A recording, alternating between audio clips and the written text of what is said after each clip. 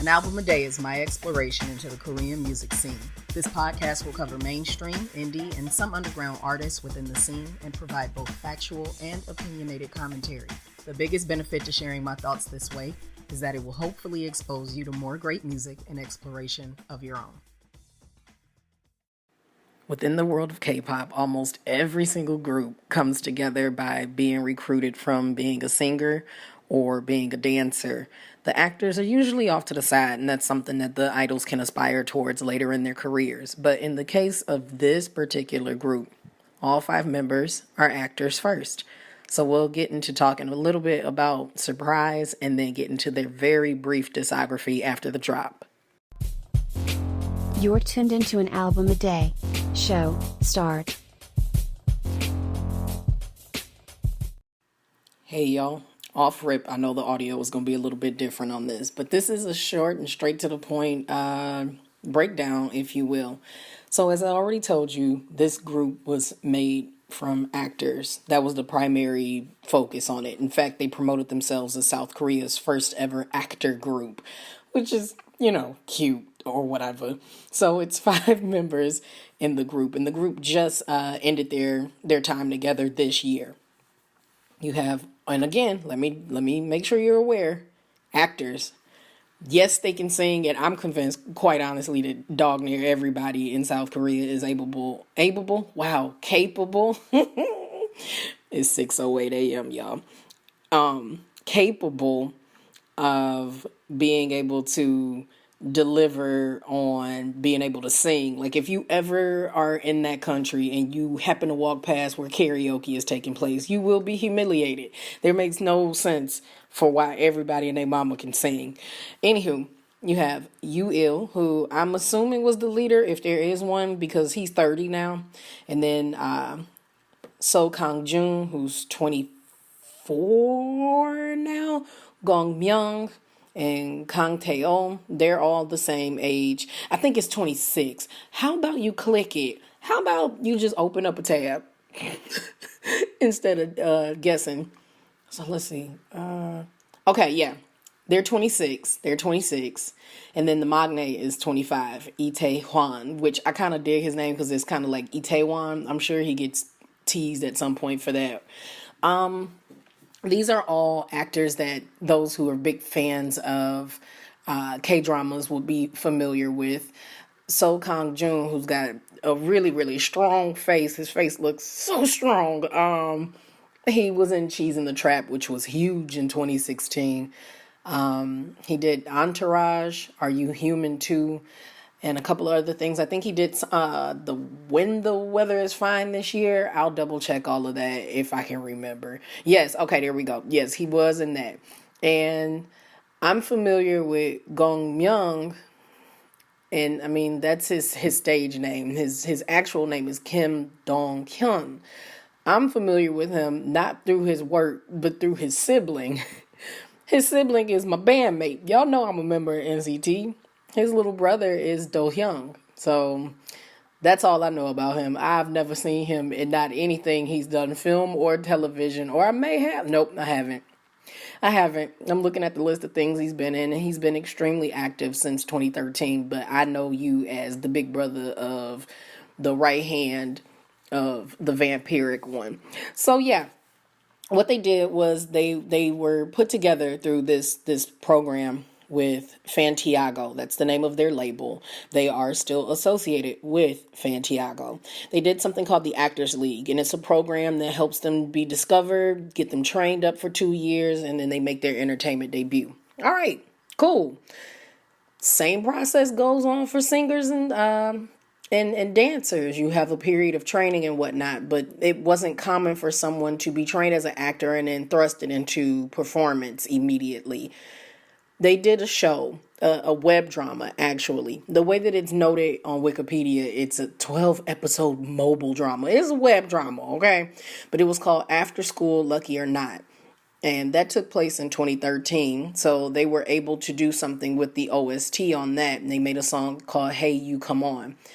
And then they debuted officially with 2018's, where are you going with numbers? 2018, I saw November 18 and then 2014, and I put 2018 in my brain, and that is substantiating proof that I need to sleep before I record. It's just never a good time. There's an incident every single recording. And if I would just hunker down and write a script, you see how I went all left when everything was going right. Released November 18th, 2014. They released their album, From My Heart. From My Art. My Art. See, help me, Jesus. From My Heart and Jump are the only two tracks on this doggone thing. And then they have the instrumentals of both. This is the only Korean album they released. Thereafter, they did 2 in Japan. And since we only talk about K-pop, we only got 2 songs to talk about. And I can sum it up real fast for you. They are quintessential background music for a K-drama. It fits the script perfectly, right down to the video. I watched the video for From My Heart, and you're not getting clips of them really singing or whatnot. You're getting clips of them existing and being. It's montage and all of that. And you got this young lady who is just doe-eyed staring into the camera and whatnot. And it's pretty much feels like a drama. You see these guys getting ready to gather up and go do something together. They're going in a truck as well as by motorcycle, and they're chummy, and the cameras linger for a long time on their great looks and whatnot, and it's not what you would commonly get from a pop video. It's not bad. It's a different approach, and since I'm someone who actively watches Korean pop videos, it tickles me to an extent, because they're taking the gaze that's usually on idols and putting it on the actors and trying to convey that same energy. And it distinctly isn't. There's just 2 different ways that these things are filmed. But it still did pretty well on the Korean charts, not gonna lie. It hit number 18. And at the time of this recording, its sales were 1,205 units in Korea. Not too shabby. Nothing too dynamic, but they not worried about that anyway. They sang for the fact that it's enjoyable. What's more enjoyable is the fact that they have longevity in their acting career. So let's go ahead and get to the ranking for them. K-pop fans, on a scale of 1 to 5, with 5 being essential listening and 1 not worth mentioning, the A3Day ranking for this album and their whole concept, which, side note, yes, they call it surprise because it's 5 of them, and that's why that's why the S is a 5. But whatever. I thought it was going to be something a little bit more associated with the way that 5 is pronounced, but then I was going to confuse myself. So anywho, the A3Day ranking for this album, as well as their whole concept, is a 4. It's something fun. They're not bad singers. They're not going to blow your socks off. But they deliver on what they need to deliver on. If they get booked to sing on an OST, they're going to be able to do that successfully, no issues whatsoever. So if you're just looking for something light that gives you that mindset that you're in a video on your own in your little thoughts, then they will be a good background audio for that experience. And don't act like you don't know what I'm talking about. You know how I feel to think that you in a music video all of your own.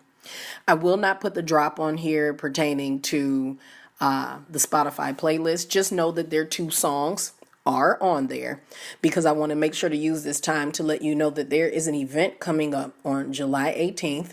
It's called the KPSN Podcast Fest, and I will be a part of that. So if you want to be a part of a live recording of my show, not the haphazard recordings that we do when we do hashtag A3 Live, which is just a scorching, blazing mess, but this is a little bit different. It's going to be way more interactive. I would be so excited for you to be a part of that. So if you're interested in getting information about that, then you can always go to MAC as in Charles, G as in George, Productions.eventbrite.com. You'll be able to find more information and hopefully be a part of not just my show's recording, but a few of the others that'll be present. I know Taebok City is going to be a part of it. Not Your Average Fangirls. I know 106 in Seoul is going to be a part of it. There's even a podcast that's strictly for Shiny fans.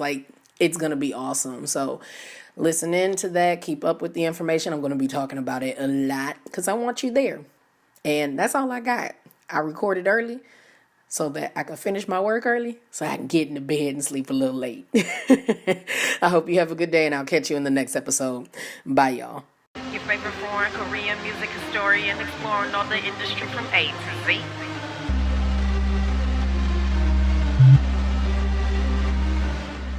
There are sponsored ads and social media hashtags, but this show is truly supported by the efforts of my McWallas, the most amazing fan base a little entertainer could ever have. Special shout out to my Patreon patrons, the student body, and the scholars who keep my vision of becoming your favorite Korean music historian exploring all the industry from A to Z a real thing.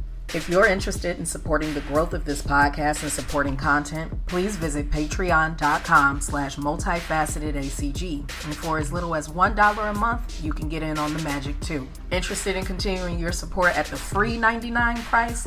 I love you for it. You can still engage with the show when you retweet, repost, and share the show and use hashtag A3 and the word DAY. You can also tag MULTIFACETEDACG to get my attention. And if you're listening to this podcast on a platform other than Anchor.fm, please leave a few stars or a review to keep things growing in the right direction.